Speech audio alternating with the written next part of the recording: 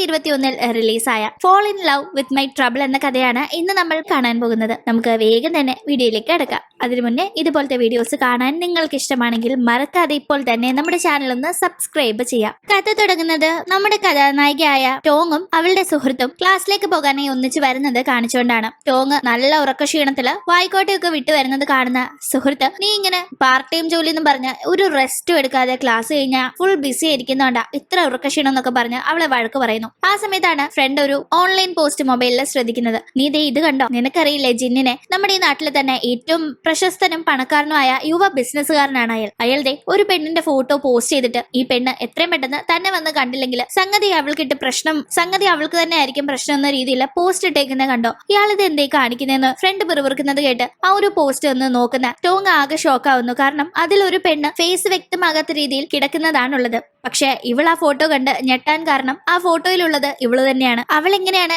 ഈ കോലത്തിൽ വന്നു പെട്ടത് എന്നതറിയാനായി നമുക്കൊരു ഫ്ലാഷ് ബാക്ക് കാണാം. ടോങ് ഒരു ദിവസം അവളുടെ പാർട്ട് ടൈം ജോലി കഴിഞ്ഞ് ആകെ ഡ്രിങ്ക്സ് അടിച്ച് തിരിച്ച് താമസ സ്ഥലത്തേക്ക് പോകാനായി റോഡിലൂടെ നടന്നു വരുമ്പോഴാണ് അവൾ ഒരു കാഴ്ച കാണുന്നത്. നമ്മൾ മുന്നേ കേട്ട ആ യുവ ബിസിനസ്സുകാരനുണ്ടല്ലോ ജിൻ, അയാൾ അവിടെ നിന്ന് ഒരു പെണ്ണുമായി വഴക്കുണ്ടാക്കുന്നു. ആക്ച്വലി ആ പെണ്ണ് ജിൻ തന്നെ തേച്ചു എന്ന് പറഞ്ഞ് അവിടെ കിടന്ന് ബഹളം വെക്കുമ്പോ, നീ കൂടുതൽ ബഹളം വെക്കേണ്ട ആവശ്യമൊന്നുമില്ല, നിന്നെ പോലെ പല പെൺകുട്ടികളെയും ഞാൻ കണ്ടിട്ടുണ്ട്, ആരുമായിട്ടും എനിക്ക് അങ്ങനെ ഒരു അറ്റാച്ച്മെന്റും ഇല്ല. കുറച്ച് കാവ്യാത്മകമായി പറഞ്ഞാൽ എനിക്ക് പെണ്ണുങ്ങളെല്ലാം ഡ്രസ്സ് പോലെയാ, യൂസ് ആൻഡ് ത്രോ, അത്രേ ഉള്ളൂ എന്നല്ല അവനിങ്ങനെ പറയുന്നത്. അതുവഴി വരുന്ന ടോങ് കേൾക്കുകയും അവൾക്ക് വല്ലാത്ത ദേഷ്യം വരികയും ചെയ്യുന്നു. താൻ എന്താണോ ഈ പറയുന്നത്? പെണ്ണുങ്ങളെല്ലാം തനിക്ക് ഡ്രസ്സ് പോലെയാണെന്നോ? ഇനി അങ്ങനെ ആണെന്ന് തന്നെ ഇരിക്കട്ടെ, തനിക്ക് തോന്നുന്നുണ്ടോ തന്റെ കയ്യിലുള്ള കാശ് കൊണ്ട് തനിക്ക് എല്ലാ ഡ്രസ്സും വാങ്ങിക്കൂട്ടാൻ കഴിയുമെന്ന്? എല്ലാ പെണ്ണുങ്ങളും താൻ വിചാരിക്കുന്നത് പോലെ അല്ല എന്നെല്ലാം അവൾ ഇങ്ങനെ ദേഷ്യപ്പെട്ട് അയാളോട് രണ്ട് വർത്താനം പറയുന്നുണ്ടെങ്കിലും ആകെ ഡ്രിങ്ക്സ് അടിച്ച് ഫിറ്റ് ആയിരിക്കുന്നത് കൊണ്ട് തന്നെ അവൾ പിന്നീട് മയങ്ങി പോകുന്നു. റോഡിലേക്ക് വീഴുന്ന അവളെ ജിന്നാണ് പിടിക്കുന്നത്. കാരണം ആ ടീം അവിടെ അവനേ ഉള്ളൂ. അവൻ അവളെ പിടിച്ച് അവൾ എവിടേക്കാണ്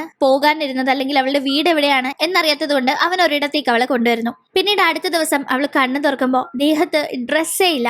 ആകെ പേടിക്കുന്ന അവൾ ഞാനിങ്ങനെ ഇവിടെ വന്നതെന്ന് ഓർത്തെടുക്കുന്നു. ജിൻ മയങ്ങി അവളെ ഇവിടെ കൊണ്ടുവന്നത് അവ്യക്തമായി അവൾക്ക് ഓർമ്മയുണ്ട്. കാരണം പൂർണ്ണമായി അവളുടെ ബോധം നഷ്ടപ്പെട്ടിട്ടുണ്ടായിരുന്നില്ല. ബെഡിൽ കൊണ്ടുവന്ന് അവൻ കിടത്തിയ പാടെ അവൾ വോമിറ്റ് ചെയ്യുന്നു. അത് അവളുടെ ഡ്രസ്സിലും ബെഡ്ഷീറ്റിലും എല്ലാം ആയപ്പോ അവൻ അതുകൊണ്ട് ഡ്രസ്സ് മാറ്റിയതാണെന്ന് അവൾക്ക് മനസ്സിലാവുന്നു. അപ്പോഴാണ് സത്യത്തിൽ അവൾക്ക് കുറച്ച് ആശ്വാസമാകുന്നത്. അവള് വേഗം തന്നെ എന്നെ സഹായിച്ചതിന് ഒരുപാട് താങ്ക്സ് എന്നൊരു കുറിപ്പ് അവിടെ എഴുതി വെച്ച് വേഗം അവിടെ നിന്ന് റെഡിയായി പോകുന്നു. അങ്ങനെ ടോങ് പോയി കഴിഞ്ഞാണ് ജിൻ ആ കുറിപ്പ് കാണുന്നത്. പക്ഷെ അവൾ ആരാണെന്ന് പോലും പേര് ചോദിച്ചില്ലല്ലോ.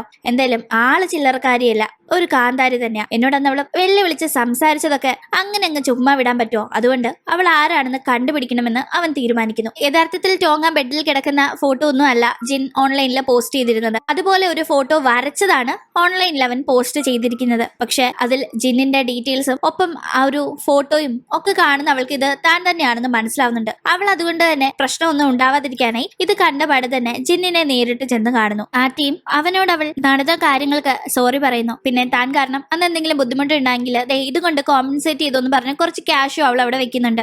അവൻ ഈ കാശൊന്നും വാങ്ങില്ല എന്ന് അവൾ കരുതിയെങ്കിലും നല്ല പണക്കാരനായിട്ടും അവൻ ആ കാശ് വാങ്ങുന്നു. അവളുടെ കണക്കുകൂട്ടലെല്ലാം തെറ്റാണ്. കാരണം അവൾക്ക് പാർട്ട് ടൈം ജോലി ചെയ്തുള്ള സേവിങ്സ് ആയിരുന്നു അത്. ഈ മാസത്തെ അവളുടെ ചെലവൊക്കെ ഇതുകൊണ്ട് വേണം നടക്കാൻ. ഒരു ഗുമ്മിന് കാശ് കൊടുത്തതാണ്, അത് അവൻ വാങ്ങി. അവൾ ആ കാശ് നൈസായിട്ട് എടുക്കാൻ നോക്കുന്നത് മനസ്സിലാക്കുന്നവൻ, നിനക്ക് ആ കാശ് വേണമെങ്കിൽ നീ എടുത്തോ, വേണമെങ്കിൽ ഞാൻ എക്സ്ട്രാ കുറച്ച് ക്യാഷും കൂടി നിനക്ക് തരാം എന്ന് പറഞ്ഞവൻ അവന്റെ ക്രെഡിറ്റ് കാർഡ് കാണിക്കുന്നു. പക്ഷെ ഇതിനൊക്കെ പകരമായി ഒരു മാസത്തേക്ക് തന്റെ ഗേൾ ഫ്രണ്ടായി അഭിനയിക്കണമെന്ന് ജിൻ ടോങ്ങിനോട് ആവശ്യപ്പെടുന്നു. അവൾ ആ കാർഡ് വാങ്ങുന്നത് പോലെ അടുത്തേക്ക് വന്ന് അത് മേടിച്ച് വലിച്ചെറിഞ്ഞ ശേഷം, താൻ എന്താണോ വിചാരിച്ച, കാശുണ്ടെങ്കിൽ തനിക്ക് എന്ത് തോന്നിവാസവും പെണ്ണുങ്ങളോട് ചെയ്യാന്ന് വിചാരിച്ചെങ്കിൽ തനിക്ക് ആള് മാറിപ്പോയെന്ന് പറഞ്ഞ് അവൾ അവിടെ നിന്ന് ഇറങ്ങിപ്പോകുന്നു. പക്ഷെ അതുകൊണ്ട് നിർത്താതെ ജിൻ വീണ്ടും ടോങ്ങിനെ പിന്തുടരുന്നു. അങ്ങനെ അവൾ പാർട്ട് ടൈം ജോലിക്ക് പോകുന്നത് കാണുന്ന അവൻ അവളുടെ പിറകെ വന്ന് ഞാൻ ഡ്രോപ്പ് ചെയ്യാം, എന്തിനാ നടന്നു പോകുന്നതെന്ന് ചോദിക്കുമ്പോൾ അവൾ പോകാൻ കൂട്ടാക്കുന്നില്ല. നീ എന്റെ കൂടെ കാറിൽ കയറിയില്ലെങ്കിൽ നിന്റെ ഫോട്ടോ എന്റെ ഫോണിലുള്ള കാര്യം മറക്കണ്ടെന്ന് പറഞ്ഞ് അവനിങ്ങനെ അവളെ പേടിപ്പിക്കാൻ നോക്കുമ്പോൾ അവൾ കാറിൽ കയറുന്നു. അവൾക്ക് ഇറങ്ങേണ്ട സ്ഥലത്ത് വണ്ടി നിർത്തുമ്പോൾ അവൾ ആ ഫോട്ടോ ഡിലീറ്റ് ചെയ്യാനായി അവനോട് ആവശ്യപ്പെടുന്ന ടീം,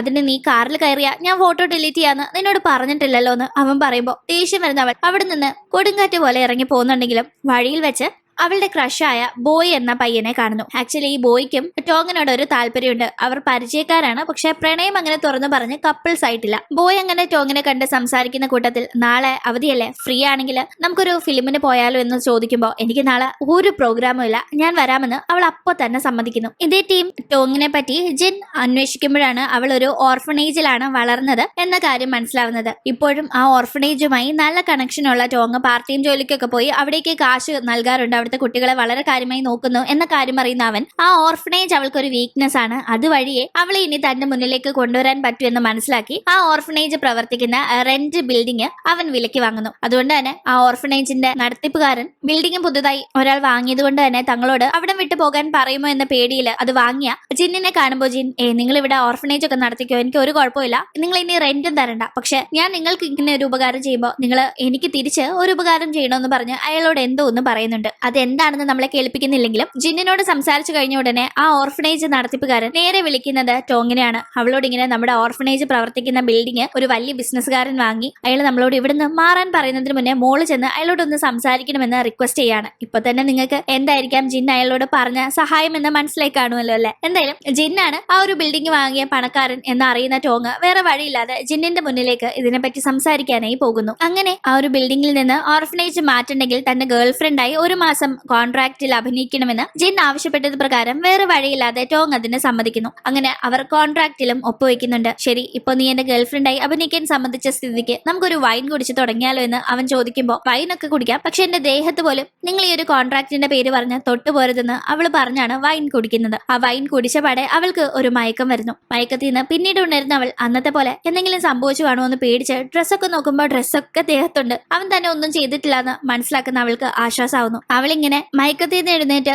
ചുറ്റും നോക്കി പിറുപിറുക്കുന്നതൊക്കെ കാണുന്ന ജിന്ന് എന്തായാലും ഉറങ്ങിക്കിടക്കുന്ന നിന്നെ എന്തെങ്കിലും ചെയ്യാൻ മാത്രം ഒരു ഭീരുവല്ല ഞാനെന്ന് അവളോട് പറയുന്നു. അവളും ചെയ്യാതിരുന്ന നിങ്ങൾക്ക് കൊള്ളാന്നൊക്കെ പറഞ്ഞ് അവനോട് തട്ടിക്കയറി പിന്നീട് പുറത്തേക്ക് പോകുന്ന അവൾ ബോയെ കാണുന്നു. ഇന്നലെ സിനിമയ്ക്ക് എന്റെ കൂടെ വരാന്ന് പറഞ്ഞിട്ട് വന്നില്ലല്ലോ, എത്ര നേരം ഞാൻ വെയിറ്റ് ചെയ്തിരുന്നു എന്നെല്ലാം അവൻ അവളോട് പരിഭവം പറയാണ്. അപ്പോഴാണ് അവൾ ആ കാര്യം ഓർക്കുന്നത് തന്നെ. മുന്നേ ആ വൈൻ കുടിച്ച് ഏറെ നേരം മയങ്ങിപ്പോയത് കൊണ്ട് തന്നെ അവൾ ആ ഒരു സിനിമയ്ക്ക് പോക്ക് മിസ് ചെയ്തിട്ടുണ്ടായിരുന്നു. അയ്യോ സോറി, ഞാൻ ഇന്നലെ വളരെ ബിസി ആയിരുന്നു, അതുകൊണ്ട് പറ്റിപ്പോയതാണെന്ന് അവനോട് സോറി പറയുന്നു. നമുക്ക് നാളെ പുറത്ത് പോയാലോ എന്ന് അവൾ സംസാരിച്ചോണ്ടിരിക്കുമ്പോ അങ്ങോട്ടേക്ക് ജിന്നെത്തുന്നു. ജിന്നിപ്പോ ടോങ്ങിനെ ഇടം വലം വിടാതെ എപ്പോഴും പിന്തുടർന്ന് പുറകെ നടപ്പാണ്. എന്തായാലും ഇവളിങ്ങനെ ബോയുടെ കൂടി ഇവിടെ നിന്ന് സംസാരിക്കുന്നത് ജിന്നിന് ഇഷ്ടപ്പെടുന്നില്ല. അവൻ നീ എന്ത് ഇവിടെ നിന്ന് ഇങ്ങനെ സംസാരിക്കുന്നതെന്നൊക്കെ ചോദിക്കുമ്പോ ആരെ ഇതെന്ന് ബോയും ചോദിക്കുന്നു. ഇതെന്റെ കസിൻ ആണെന്ന് അവനൊന്നും വിചാരിക്കാതിരിക്കാനായി ടോങ് പറയുന്നു. അത് ഇഷ്ടപ്പെടാത്ത ജിൻ വേഗം തന്നെ ടോങ്ങിനെ അവിടെ നിന്ന് വിളിച്ചോണ്ട് പോകുന്നു. അവൻ നേരിട്ട് വീട്ടിൽ കൊണ്ടാക്കാണ്. ആ ടീം അവളെ വിളിക്കാതെ പോലും ഇവൻ വീടിന്റെ അകത്തേക്ക് കയറി ചെല്ലുന്നു. എന്നിട്ട് അവളോട് നാളെ നീ എന്റെ കൂടെ പുറത്തേക്ക് വരണമെന്ന് ഓർമ്മിപ്പിച്ച ശേഷം പോകുന്നതിന് മുന്നേ അവളെ ബലമായി കിസ് ചെയ്യുന്നു. അവൾ ആ കിസ് ഒട്ടും പ്രതീക്ഷിച്ചിരുന്നില്ല. ഞാൻ പറഞ്ഞതല്ലേ നമ്മൾ തമ്മിൽ ഈ കോൺട്രാക്ട് പേരിന് മാത്രമേ ഉള്ളൂ, അല്ലാതെ നിങ്ങൾ എന്നെ തൊട്ടുപോരുതെന്ന് അവൾ അങ്ങനെ ദേഷ്യപ്പെടുമ്പോ അവനത് കാര്യമാക്കാതെ നാളെ പുറത്തേക്ക് വരുന്ന കാര്യം വീണ്ടും ഓർമ്മിപ്പിച്ച് അവിടെ നിന്ന് പോകുന്നു. എന്തായാലും വേറെ വഴിയില്ലാതെ അവൾ അടുത്ത ദിവസം അവൻ വിളിച്ചത് പ്രകാരം പുറത്തേക്ക് ഫുഡ് കഴിക്കാനായി പോകുന്നുണ്ട്. ഫുഡ് കഴിച്ചു കഴിഞ്ഞ് അവൾ പോകാനായി നിൽക്കുമ്പോൾ എന്റെ വീട്ടിലേക്ക് വാ, ഇവിടം വരെ വന്നിട്ട് അങ്ങോട്ട് വന്നില്ലെങ്കിൽ മോശമാണെന്ന് പറഞ്ഞ് വിളിച്ചുകൊണ്ട് പോകുന്നു. വെറുതെ വീട്ടിലേക്ക് വിളിക്കുന്നതല്ല, അവിടെ സ്റ്റേ ചെയ്യാനായി വിളിക്കുന്നതാണ്. ഇതും എഗ്രിമെന്റിൽ ഉണ്ടെന്ന് പറഞ്ഞ് അവൻ നിർബന്ധിക്കുമ്പോൾ അവൾ അവിടെ നിൽക്കാനുള്ള അത്യാവശ്യ സാധനങ്ങൾ എടുത്തുകൊണ്ട് പോകുന്നു. ഇവൾ ഇപ്പോ ഇൻഡിപെൻഡന്റ് ആയി ജീവിക്കുന്ന ഒരാളാണല്ലോ, ചോദിക്കാൻ അച്ഛനും അമ്മയും ഒന്നും ഇല്ലാത്തത് കൊണ്ട് അവൾ കാര്യം ബോധിപ്പിക്കാനുമില്ല. അവൾ അവിടെ പോയി നിൽക്കുന്നു. പക്ഷെ അടുത്ത ദിവസം തന്നെ ഇംഗ്ലണ്ടിലുള്ള ജിന്നിന്റെ അമ്മയ്ക്ക് വയ്യ എന്നവന് കോള് ലഭിക്കുന്നതിനെ തുടർന്ന് അവൻ അങ്ങോട്ടേക്ക് പുറപ്പെടുകയാണ്. അമ്മയ്ക്ക് വയ്യ, അമ്മയെ കാണാൻ പോവാ, ഒരാഴ്ചയോളം കഴിയും മടങ്ങി വരാനെന്ന് പറഞ്ഞാണ് അവൻ പോകുന്നത്. അതുകൊണ്ട് തന്നെ ഒരാഴ്ച ഹാപ്പിയായി അടിച്ചു പൊളിച്ച് സമാധാനമായി ശല്യം ഇല്ലാതിരിക്കാലോ എന്ന് ടോങ് മനസ്സിൽ കണക്ക് കൂട്ടുന്നു. പക്ഷെ ഇംഗ്ലണ്ടില് വയ്യാത്ത അമ്മയെ കാണാനെത്തുന്ന ജിന്നിന് അമ്മയ്ക്ക് ഒരു വയ്യാഴികയില്ല, മറിച്ച് അമ്മ അവിടെ തനിക്ക് വേണ്ടി ഒരു പെണ്ണിനെ കണ്ടുവച്ചിട്ടുണ്ട്, അവളെ കൊണ്ട് തന്നെ കല്യാണം കഴിപ്പിക്കാനായിട്ട് ഇവിടേക്ക് കൊണ്ടുവന്നതാണെന്ന് മനസ്സിലാക്കുന്നു. അവൻ വേഗം തിരിച്ചു പോകാനായി പ്ലാൻ ചെയ്യുന്നു. അത് മനസ്സിലാക്കുന്ന അമ്മ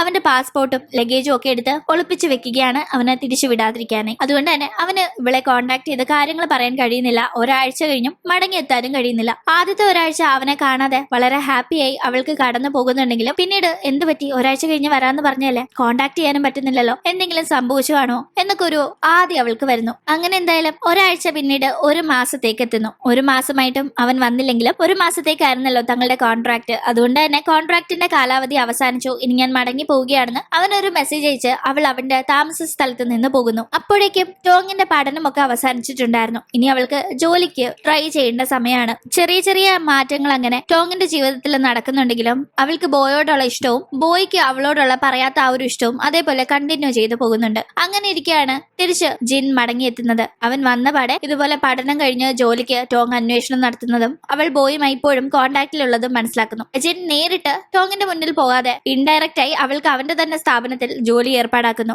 നല്ല ശമ്പളമുള്ള ഇങ്ങോട്ടേക്ക് വോളണ്ടറി ഇങ്ങനെ വരുമ്പോ അവൾക്ക് ഡൗട്ട് തോന്നുന്നുണ്ടെങ്കിലും ജോലിക്ക് ജോയിൻ ചെയ്യുമ്പോഴൊന്നും തന്നെ അവൾക്ക് ഇത് ജിന്നിന്റെ കമ്പനിയാണ് എന്നറിയില്ലായിരുന്നു. അവൾ അങ്ങനെ എന്തായാലും നല്ല ശമ്പളം ഉള്ളതുകൊണ്ട് തന്നെ ആ ഒരു ജോലിക്ക് ജോയിൻ ചെയ്യുന്നു. അവിടെ അവൾ ജോലി ചെയ്തു തുടങ്ങിക്കഴിഞ്ഞാണ് അവൾ അവിടെ വെച്ച് ജിന്നിനെ കാണുന്നതും അവന്റെ കമ്പനിയാണിത്, അവൻ തന്നെ റെക്കമെൻഡ് ചെയ്ത് ജോലിയിൽ എടുത്തതാണ് എന്നത് അവൾക്ക് മനസ്സിലാവുന്നത്. ഇവൻ എന്തുകൊണ്ടാണ് ഒരു മാസം തന്നോട് പറയാതെ മാറി നിന്നത് എന്നതൊന്നും തന്നെ അവൾക്കറിയില്ല. എന്തായാലും അവൾക്ക് ഇപ്പോഴും ഇവനോടുള്ള ആറ്റിറ്റ്യൂഡിലുള്ള മാറ്റമൊന്നുമില്ല. അവൾ ഇവന്റെ കമ്പനിയാണെന്ന് അറിഞ്ഞ് ആ ജോലി റിസൈൻ ചെയ്യാനായി തീരുമാനിക്കുന്നു. പക്ഷെ അപ്പോഴാണ് ഈ ജോലിക്ക് ചേരുന്ന ടീം നൽകിയിരുന്ന കോൺട്രാക്ട് അവള് ജിന്നിന്റെ മാനേജർ വഴി അറിയുന്നത്. ഇവരുടെ പെർമിഷൻ ഇല്ലാതെ ഇവൾ ഇങ്ങനെ ഇടുപിടിന്ന് റിസൈൻ ചെയ്തു കഴിഞ്ഞാൽ നഷ്ടപരിഹാരം കൊടുക്കേണ്ടി വരും. അത് വലിയൊരു എമൗണ്ട് ആണ്. അവൾ അതുകൊണ്ട് തന്നെ ജോലി റിസൈൻ ചെയ്യുന്നില്ല. പക്ഷെ അപ്പോഴും അവൾ ബോയുമായുള്ള കോൺടാക്ട് കീപ്പ് ചെയ്യുന്നുണ്ട്. അങ്ങനെ അവൾ ബോയുടെ കൂടെ ഡിന്നർ കഴിക്കാനായി ഒരു സ്ഥലത്തേക്ക് പോകുമ്പോൾ അവിടേക്ക് എത്തുന്ന ജിൻ ബോയോട് ടോങ്ങിനൊരു താല്പര്യമുണ്ട് എന്ന് അറിയാവുന്നത് കൊണ്ട് തന്നെ നീ വിചാരിക്കുന്നത് പോലെ ഞാൻ ഇവളുടെ കസിനൊന്നുമല്ല, ഇവൾ എന്റെ കോൺട്രാക്ട് ഗേൾ ഫ്രണ്ട് ആയിരുന്നു എന്ന കാര്യങ്ങളൊക്കെ വെളിപ്പെടുത്തുന്നു. തന്റെ സമ്മതമില്ലാതെ ഇതൊക്കെ ബോയോട്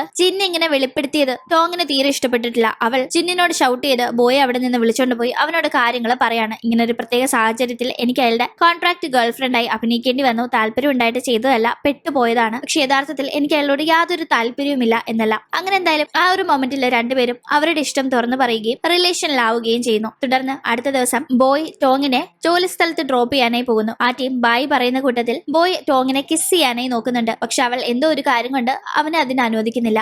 അവൾ അതിനുശേഷം ഓഫീസിനകത്തേക്ക് ചെല്ലുമ്പോൾ അവിടെ ജിന്നിനെ കാണുന്നു. ജിൻ അവളോട് സംസാരിക്കാനായി ശ്രമിക്കുമ്പോൾ അവൾ വലിയ ദേഷ്യത്തിൽ അവനെ അവോയ്ഡ് ചെയ്യാണ്. കാരണം ജിൻ ആ ഒരു കോൺട്രാക്ടിന്റെ കാര്യം ബോയോട് വെളിപ്പെടുത്തി അവന്റെ ഉള്ളിൽ തന്നോടുള്ള ഇഷ്ടം കളയിക്കാനാണ് നോക്കിയതെന്ന് അവൾക്കറിയാം. ബോയും ടോങ്ങും റിലേഷനിലായത് അറിയാതെ ജിൻ വീണ്ടും ടോങ്ങിന്റെ പിറകെ നടക്കുന്നു. ആ ടീം ബോയ് അവിടേക്ക് എത്തുകയും ജിന്നിനോട് ഇവളെന്റെ ഗേൾ ഫ്രണ്ട് ആണ്, ഇനി ഇവളുടെ പിറകെ നടന്ന് ശല്യപ്പെടുത്തരുത് എന്നൊരു താക്കീത് നൽകി അവളെ കൂട്ടിക്കൊണ്ടു പോവുകയും ചെയ്യുന്നു. അങ്ങനെ രണ്ടുപേരും ഡിന്നർ കഴിക്കാനായി പോകുന്നിടത്ത് ടോങ്ങിന്റെ ക്ലാസ്മേറ്റ് ആയ അവളുടെ ബെസ്റ്റ് ഫ്രണ്ട് ഇരിപ്പുണ്ട്. ടോങ്ങിന് അന്ന് മുതലേ ബോയോട് ഇഷ്ടമുണ്ടായിരുന്ന കാര്യം അറിയാവുന്ന ഈ ഫ്രണ്ട് രണ്ടുപേരും ഇപ്പോൾ ഒന്നിച്ചതിൽ കൺഗ്രാറ്റുലേറ്റ് ചെയ്ത ശേഷം എന്നാ മാരേജ് എന്ന് തിരക്കുമ്പോൾ ഉടനെ മാരേജ് ഒന്നും പറ്റില്ല, അതുകൊണ്ട് തൽക്കാലം ഞാൻ ഇവളെ എൻഗേജ് ചെയ്യാൻ പോവുകയാണെന്ന് പറഞ്ഞ് അവനൊരു റിംഗ് എടുത്ത് അവളെ പ്രപ്പോസ് ചെയ്യുന്നു. അവൾ ആ ടീം ആ ഒരു റിംഗ് വളരെ സന്തോഷത്തോടെ അക്സെപ്റ്റ് ചെയ്യാണ്. കാരണം അവൾ കഴിഞ്ഞ കുറെ നാളുകളായി ഇഷ്ടപ്പെട്ടിരുന്ന ആളാണല്ലോ ബോയ്. അങ്ങനെ ഇവളുടെ ലൈഫ് ഇവിടെ ഹാപ്പി ആയി പോകുന്നു. ഇതേ സമയം ടോങ്ങിനെ വിട്ടുകൊടുക്കാൻ മനസ്സിലാതെ ജിന്നാകട്ടെ അവളെ ഇപ്പോൾ അവൾ ചെയ്യുന്ന ഓഫീസ് ജോലിയിൽ നിന്ന് പ്രൊമോഷൻ നൽകി തന്റെ PA ആയി നിയമിക്കുകയാണ്. അവൾക്കാകട്ടെ കോൺട്രാക്ട് ഉള്ളതുകൊണ്ട് തന്നെ ആ ഒരു പീരീഡ് തീരുന്നത് വരെ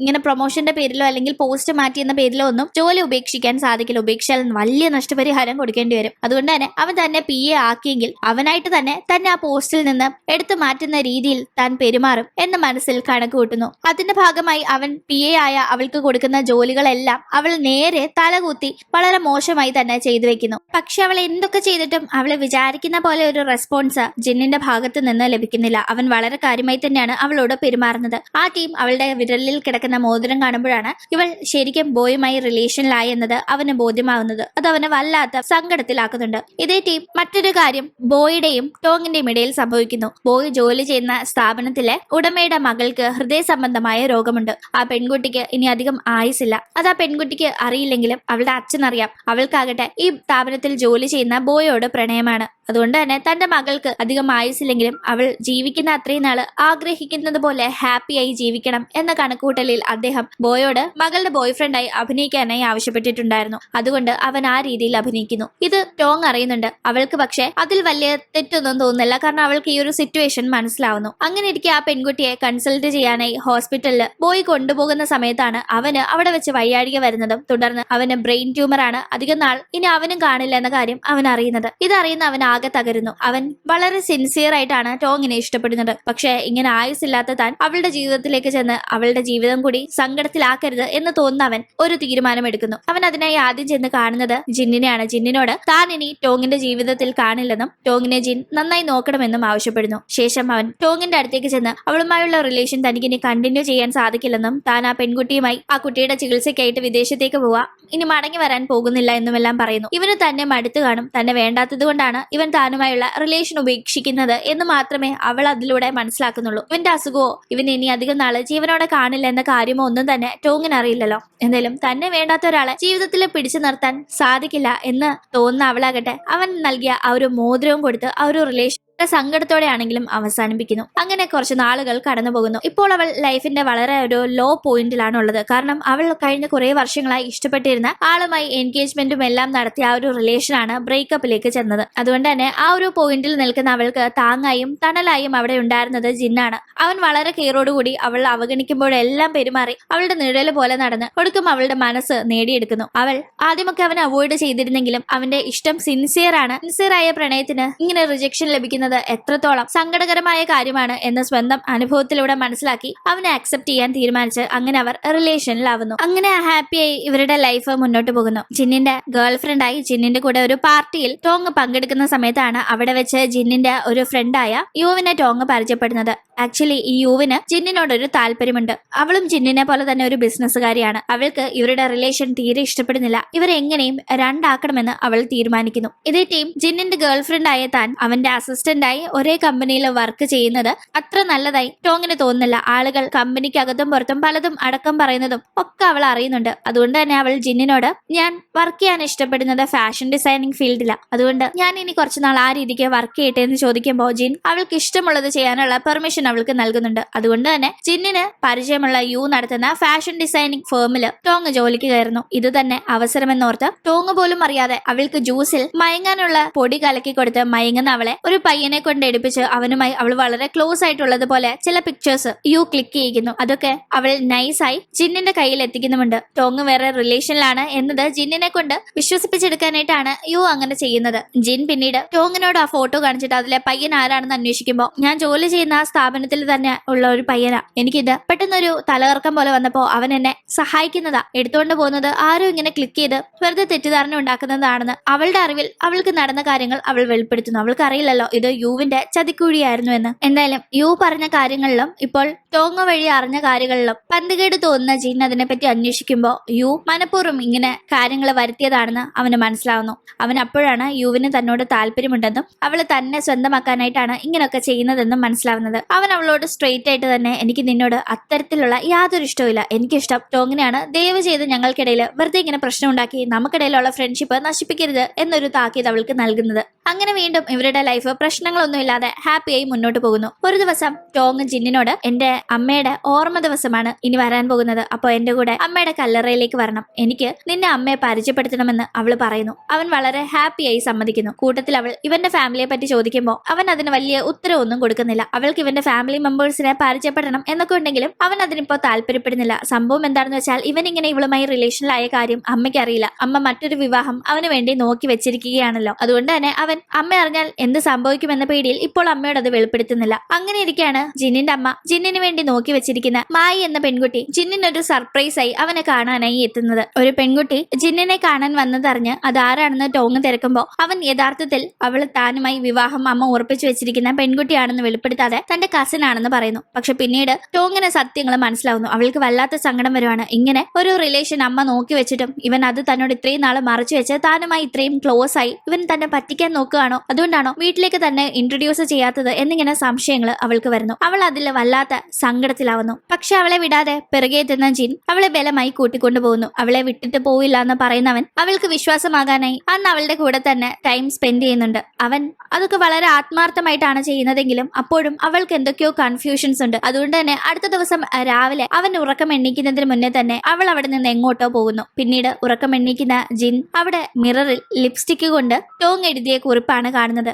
നമുക്ക് ഈ റിലേഷൻ ഇവിടെ വെച്ച് അവസാനിപ്പിക്കാം, ഇനി എന്നെ അന്വേഷിച്ച് വരരുത് എന്നവൾ എഴുതിയിരിക്കുന്നു. ഇത് കണ്ട് അവൻ ആകെ ഷോക്കാവുന്നു. അവൻ അവളെ പലയിടങ്ങളിൽ അന്വേഷിച്ചെങ്കിലും കണ്ടെത്താൻ സാധിച്ചില്ല. അങ്ങനെ ഇരിക്കെയാണ് അവൾ അമ്മയുടെ ഓർമ്മ ദിവസത്തിന്റെ കാര്യം പറഞ്ഞത് അവൻ ഓർമ്മ വരുന്നത്. അത് ഈ വെള്ളിയാഴ്ചയാണ്. അവൻ അന്ന് അവിടെ കല്ലറയിൽ അവൾ പ്രാർത്ഥിക്കാൻ വരും, അവിടെ വെച്ച് അവളെ കാണാൻ സാധിക്കുമെന്ന കണക്കുകൂട്ടൽ അങ്ങോട്ട് പോകാനായി വെള്ളിയാഴ്ച ഇരിക്കുന്ന ടീമാണ്. വീട്ടുകാർ ഉറപ്പിച്ചു വെച്ച റിലേഷന് പുറമെ ഇവിടെ മറ്റൊരു പെൺകുട്ടിയുടെ കൂടെ ജിൻ റിലേഷനിലായിരുന്നു എന്ന കാര്യം അവന്റെ ആ ഫിയാൻസി അറിയുന്നത്. അവൾ അത് അവന്റെ അമ്മയോടും മുത്തശ്ശനോടും ഒക്കെ പറയുന്നു. തുടർന്ന് അത് വലിയ പ്രശ്നമായി. അത്യാവശ്യമായി ജിന്നിനോട് ഇതിനെപ്പറ്റി സംസാരിക്കാനായി ഇംഗ്ലണ്ടിലേക്ക് മടങ്ങി വരാനായി വീട്ടുകാർ ആവശ്യപ്പെടുന്നു. ആ ഒരു യാത്ര ഒഴിവാക്കാൻ പറ്റാതെ വേറെ വഴിയില്ലാതെ അവൻ ഇംഗ്ലണ്ടിലേക്ക് മടങ്ങി പോകുന്നു. അതുകൊണ്ട് തന്നെ അമ്മയുടെ കല്ലറയുടെ അവിടെ എത്തുന്ന ടോങ്ങിനെ കാണാനായി ജിന്നിന് സാധിക്കുന്നില്ല. പക്ഷെ അവൻ കല്ലറയുടെ അവിടെ എത്തുന്ന ടോങ്ങിനെ കണ്ട് സംസാരിക്കാനായി തന്റെ മാനേജറിനെ കാര്യങ്ങൾ പറഞ്ഞു ഏൽപ്പിച്ചിട്ടുണ്ടായിരുന്നു. തുടർന്ന് മാനേജർ വഴി ഇംഗ്ലണ്ടിലേക്ക് തന്നെ കാണാനിരുന്ന ജിന്നിന് അത്യാവശ്യത്തിൽ പോകേണ്ടി വന്നു എന്ന കാര്യം അറിയുന്ന അവൾ ഇംഗ്ലണ്ടിലേക്ക് അവനെ കാണാൻ കാണാൻ പോകാൻ തീരുമാനിക്കുന്നു. ഇതേസമയം ഇംഗ്ലണ്ടിലെത്തുന്ന ജിന്നിനെ ആകട്ടെ എന്ത് ചെയ്യണമെന്ന കാര്യത്തിൽ ഫിയാൻസിയാണ് തീരുമാനമെടുക്കുന്നത്. കാരണം അവളെയാണല്ലോ ഈ ഒരു ഇഷ്യൂ ഏറ്റവും കൂടുതൽ ബാധിക്കുന്നത്. ഇവൻ തന്നെയല്ല സ്നേഹിക്കുന്നത്, മറ്റൊരു പെൺകുട്ടിയാണ് എന്ന് മനസ്സിലാക്കുന്ന അവൾക്ക് അത് വലിയ സങ്കടമുള്ള കാര്യമാണെങ്കിലും ഇങ്ങനെ ഇഷ്ടം ഇല്ലാത്ത ഒരാളിൽ നിന്ന് പിടിച്ചു വാങ്ങാൻ കഴിയില്ല എന്ന് മനസ്സിലാക്കുന്ന അവൾ അവനോട് തിരികെ പൊക്കോ എന്നാവശ്യപ്പെടുന്നു. അങ്ങനെ അവൻ വളരെ സന്തോഷത്തിൽ ടോങ്ങിനെ കാണാനായി തിരിച്ച് നാട്ടിലേക്ക് എത്തുമ്പോഴേക്കും ടോങ് അങ്ങ് ഇംഗ്ലണ്ടിൽ ഇവനെ അന്വേഷിച്ചു പോയിട്ടുണ്ടായിരുന്നു. അവൾ നേരെ അവന്റെ വീട്ടിലേക്ക് ചെല്ലുന്നു. അവിടെ അവന്റെ മുത്തശ്ശനെ കാണുന്നു. മുത്തശ്ശനാകട്ടെ ഇവളെയാണ് തന്റെ ചെറുമകൻ പ്രണയിക്കുന്നത് എന്നറിഞ്ഞ് ഈ അനാഥയ്ക്ക് കാശിനു വേണ്ടിയായിരിക്കാം ഇവൾ തന്റെ ചെറുമകനെ ജാക്കിട്ട് പിടിച്ചതെന്ന് തെറ്റിദ്ധരിച്ച് അവരുടെ പ്രണയത്തിന് യാതൊരു വാല്യൂം കൊടുക്കാതെ അവൾക്ക് കാശ് ഓഫർ ചെയ്യാണ്. പക്ഷെ അവൾ ഒരു കാശിനു വേണ്ടിയും ജിന്നിനോടുള്ള ഇഷ്ടം വിട്ടുകൊടുക്കാൻ തയ്യാറല്ല. അവൾ അവിടെ നിന്ന് അവൻ ഇവിടെ ഇല്ല എന്ന് മനസ്സിലാക്കി തിരികെ പോകാനായി ഒരുങ്ങുന്നു. ആ സമയത്താണ് അവളെ അന്വേഷിച്ച് ഒരാൾ എത്തുന്നത്. അയാൾ അവളുടെ ചേട്ടനാണെന്ന് പറയുന്നു. വർഷങ്ങൾക്ക് മുന്നേ മറ്റൊരു അനാഥാലയത്തിൽ സാമ്പത്തിക ബുദ്ധിമുട്ടുകളും ജീവിത പ്രാരാബ്ദവും ഒക്കെ കാരണം അമ്മ തന്നെ ഉപേക്ഷിച്ചതാണെന്നും പിന്നെ താൻ ഒരു നിലയിലെത്തിയപ്പോൾ മുതൽ തന്റെ അനിയത്തിയുള്ള അന്വേഷണത്തിലായിരുന്നെന്നും ഇപ്പോഴാണ് കണ്ടെത്താൻ കഴിഞ്ഞതെന്നും പറഞ്ഞ് ടോങ് തന്റെ അനിയത്തിയാണെന്നും പറഞ്ഞ് ഈ ചേട്ടൻ അവളെ കൂട്ടിക്കൊണ്ടു പോകുന്നു. അപ്പോഴേക്കും ഇംഗ്ലണ്ടിലേക്ക് ടോങ് എത്തിയ വിവരം അറിഞ്ഞ് ജിൻ അവളെ അന്വേഷിച്ച് വരുന്നുണ്ടെങ്കിലും അവൾ ഇവിടെ വന്ന് മടങ്ങിപ്പോയി എന്ന വാർത്തയാണ് അവൻ അറിയുന്നത്. അവൻ ഇനി അവളെ എങ്ങനെ അന്വേഷിച്ച് കണ്ടെത്തുമെന്ന് ഒരു പിടുത്തവും കിട്ടുന്നില്ല. ഇതേസമയം ചേട്ടന്റെ സംരക്ഷണത്തിൽ താമസിക്കേണ്ടി വരുന്ന സമയത്ത് ടോങ്ങിന് ജിന്നിനെ കാണണമെന്ന ഒരൊറ്റ ചിന്തയുള്ളൂ. അവൾ അതിനുവേണ്ടി പോകാൻ നോക്കുമ്പോൾ ഈ ചേട്ടൻ അവളെ വിടുന്നുമില്ല. വർഷങ്ങൾക്ക് ശേഷം അന്വേഷിച്ച് തന്റെ പെങ്ങളെ കണ്ടെത്തിയതിന്റെ വളരെയധികം കെയറിങ്ങോടുകൂടി അയാൾ വളരെ പൊസസീവായി അവളെ തന്റെ അടുത്ത് തന്നെ പിടിച്ചു നിർത്തിയിരിക്കുകയാണ്. അങ്ങനെ ആ പിടിയിൽ നിന്ന് രക്ഷപ്പെടാനായി അവൾ ശ്രമിക്കുന്ന സമയം ഒരു ആക്സിഡന്റിലാണ് അത് കലാശിക്കുന്നത്. തുടർന്ന് അവൾ ഏറെ നാൾ കോമയിലായിരുന്നു. ഭാഗ്യവശാൽ അവൾ ആ കോമയിൽ നിന്ന് റിക്കവർ ആകുന്നുണ്ടെങ്കിലും അതോടുകൂടി പഴയ ഓർമ്മകൾ അവളുടെ ബ്രെയിനിൽ നിന്ന് മാഞ്ഞിട്ടുണ്ടായിരുന്നു. അതുകൊണ്ട് തന്നെ അവൾക്ക് അവൾ ആരാണെന്നോ അവളുടെ മുന്നിൽ ഇരിക്കുന്ന ഇയാൾ ആരാണെന്നോ ഒന്നും തന്നെ ഓർമ്മയില്ല. ആക്ച്വലി ഈ ചേട്ടന് അതെന്തായാലും സന്തോഷമായി. കാരണം തന്റെ അനിയത്തി ആരോടോ പ്രണയമാണെന്നും പറഞ്ഞ് അയാളെ അന്വേഷിച്ചു പോകാനായി ബഹളം വെച്ചുകൊണ്ടിരുന്നതൊക്കെ ഇതോടെ തീർന്നല്ലോ എന്ന ആശ്വാസമായിരുന്നു അയാൾക്ക്. അങ്ങനെ അവൾ വീണ്ടും അവളുടെ നോർമൽ ലൈഫിലേക്ക് വരുന്നു. പക്ഷെ പഴയ ഓർമ്മകളൊന്നും തന്നെ അവൾക്കില്ല. അങ്ങനെ ഇരിക്കെ അവളെ ജിൻ കണ്ടുപിടിക്കുന്നു. ജിൻ അവളുടെ പിറകെ നടന്ന് അവനെ ഓർമ്മിപ്പിക്കാനായി നോക്കുമ്പോൾ അവൾക്ക് തീരെ ഓർമ്മ വരുന്നതേയില്ല.